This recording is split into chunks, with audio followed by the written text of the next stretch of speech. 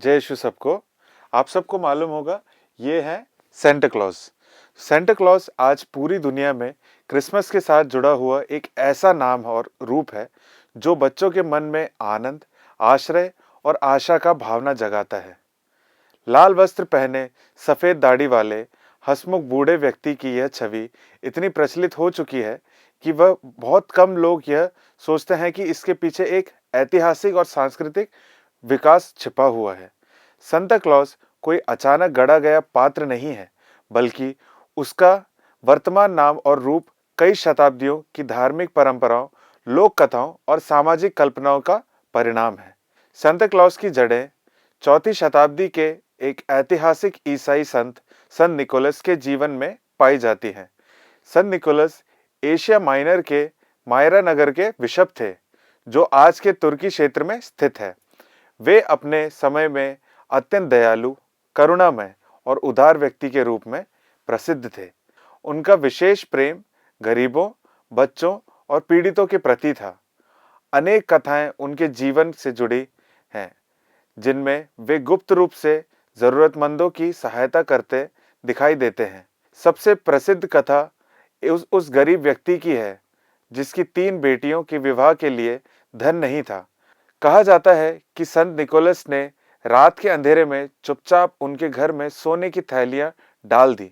यही गुप्त दान और रात में उपहार देने की भावना आगे चलकर संत निकोलस की परंपरा का मूल आधार बनी।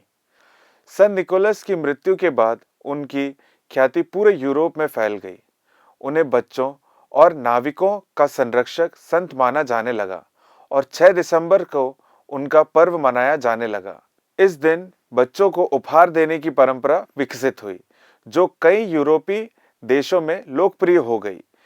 नीदरलैंड में संत निकोलस को सेंटा क्लॉज कहा जाने लगा।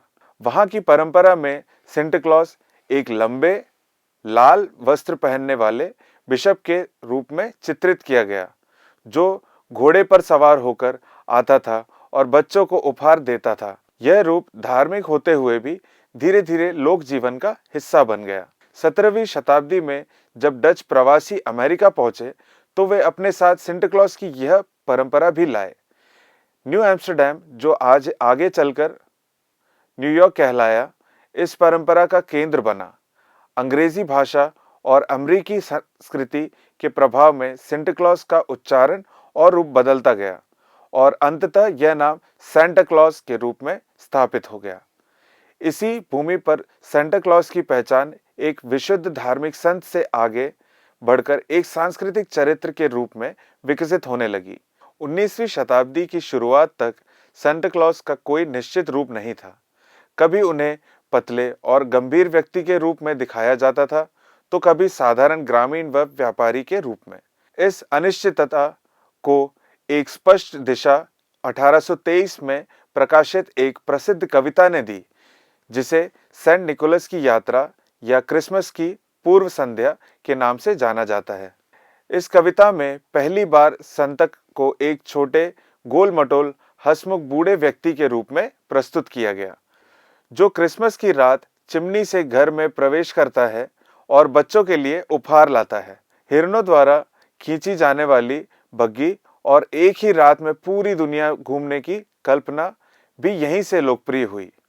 इस साहित्यिक कल्पना को और अधिक सजीव रूप देने का कार्य 19वीं शताब्दी के प्रसिद्ध चित्रकार थॉमस नेस्ट ने किया। उन्होंने सेंटा क्लॉज को लाल कोट, सफेद फर, बड़ी पेटी और सौम्य मुस्कान के साथ चित्रित किया। उनके चित्रों में संता एक स्नेही, उदार और बच्चों का मित्र दिखाई देता है। 20वीं शताब्दी में व्यावसायिक विज्ञापनों, विशेषकर कोका कोला कंपनी के प्रचार चित्रों ने इस रूप को पूरी दुनिया में पहचान दिलाई। लाल वस्त्रों में सजे खुशमिजाज सेंटा की छवि लोगों के मन में स्थायी रूप से बस गई। समय के साथ सेंटा क्लॉज से जुड़ी अनेक कल्पनाएं विकसित होती चली गई। माना जाने लगा कि वह उत्तरी ध्रुव में रहता है, जहां उसके छोटे छोटे सहायक एल्फ खिलौने बनाते हैं। यह भी कहा जाने लगा कि वह बच्चों के अच्छे और बुरे व्यवहार पर नजर रखते हैं और उसी के अनुसार उन्हें उपहार देते हैं। ये सभी कल्पनाएं बच्चों की दुनिया को और अधिक रोचक और नैतिक शिक्षा से भरपूर बनाने का माध्यम बन गई। इस प्रकार सेंटा क्लॉज धीरे धीरे एक विशुद्ध धार्मिक संत की छवि से आगे बढ़कर एक सांस्कृतिक प्रतीक बन गया। आज वह केवल ईसाई समुदाय तक सीमित नहीं है, बल्कि दुनिया के अनेक देशों और संस्कृतियों में क्रिसमस के आनंद का उल्लास का प्रतीक बन चुका है। यद्यपि आधुनिक सांता क्लॉज में कल्पना और लोक कथाओं का मिश्रण अधिक है, फिर भी उसके मूल में संत निकोलस की वही करुणा, दानशीलता और प्रेम की भावना आज भी जीवित है। अंततः सेंटा क्लॉज का वर्तमान नाम और रूप हमें यह याद दिलाता है कि परंपराएं समय के साथ बदलती रहती हैं, लेकिन उनके मूल मूल्य बने रहते हैं।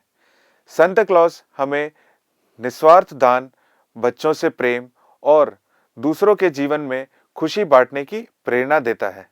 इसी कारण वह केवल एक काल्पनिक पात्र नहीं, बल्कि मानव समाज की उस गहरी इच्छा का प्रतीक है जिसमें हम एक दूसरे के लिए आशा, आनंद और प्रकाश बनना चाहते हैं।